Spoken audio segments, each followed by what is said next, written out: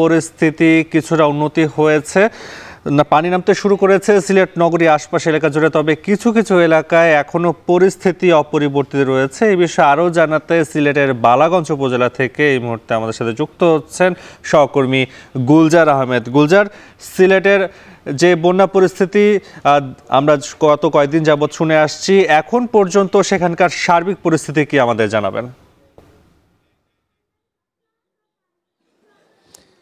নাফি, দেখুন, আসলে যখন পাহাড়ি ঢল বা বৃষ্টি অব্যাহত থাকে, স্বাভাবিক পুরো সিলেট আসলে বিপর্যস্ত হয়ে যায়।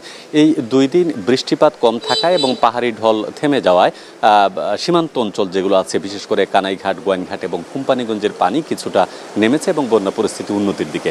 তবে নিম্নাঞ্চল যেগুলো আছে, অর্থাৎ পাহাড়ি অঞ্চল থেকে নিচের দিকে যে পানিটার প্রবাহ হয়, বিশেষ করে ওসমানীনগর এবং বালাগঞ্জ উপজেলা সহ আশপাশের যে জকিগঞ্জ উপজেলায় এখনও বন্যা পরিস্থিতি স্বাভাবিক বলা যাবে না, কারণ অনেক জায়গায় এখনও কিন্তু পানি রয়েছে।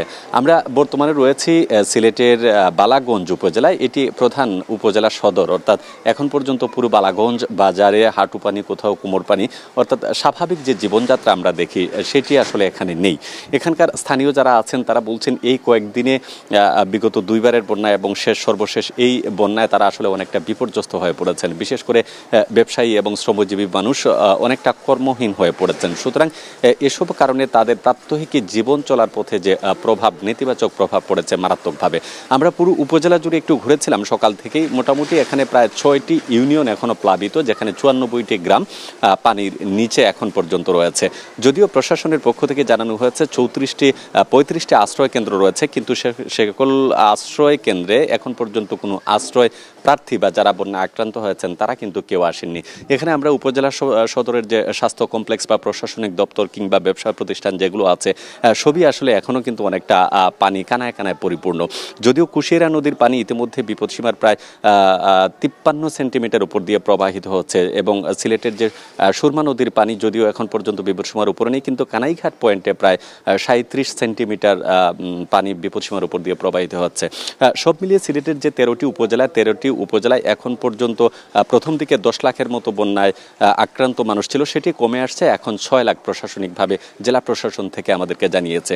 এবং আবহাওয়া অধিদপ্তর পানি উন্নয়ন বোর্ড যে যৌথ বিবৃতি দিয়েছে, তারা বলেছে যে আজকে এবং আগামীকাল যদি আর কোনো বৃষ্টি না হয় তাহলে বন্যা পরিস্থিতি ধীরে ধীরে আরও স্বাভাবিক হতে থাকবে। তবে বারবার এই যে বন্যা হচ্ছে, সেই বন্যার কারণে কৃষি, মৎস্য এবং মানুষের জীবন জীবিকার যে প্রবাহ সেটি মারাত্মকভাবে বিঘ্নিত হচ্ছে এবং অনেকেই, বিশেষ করে যারা নিম্নাঞ্চলের মানুষ, তারা খুব বিপদের সম্মুখীন রয়েছেন। কেননা একটি বন্যার ক্ষয়ক্ষতি নির্ধারণ করার আগেই বা কাটিয়ে ওঠার আগেই পরবর্তীতে যে আরেকটি বন্যা আসে সেটি ধকল সামলাতে তারা আসলে হিমশিম খান। সুতরাং এই যে মানুষের অর্থনৈতিক যে প্রভাব, মানুষের প্রাত্যহিক যে প্রভাব, সেটি প্রতিনিয়তই সিলেট অঞ্চলে বাড়ছে এবং সব মিলিয়ে বলা যায় যে এখন পর্যন্ত পরিস্থিতি স্বাভাবিক নয়। তবে আরও 1-2 দিন যদি পরিস্থিতি এরকম রৌদ্রোজ্জ্বল আবহাওয়া থাকে, সেক্ষেত্রে হয়তো বা কিছুটা পরিত্রাণ পেতে পারেন এই দেশের উত্তর পূর্বাঞ্চলের সিলেটের মানুষ। নাফে, ধন্যবাদ গুলজার আহমেদ। সিলেটের পরিস্থিতি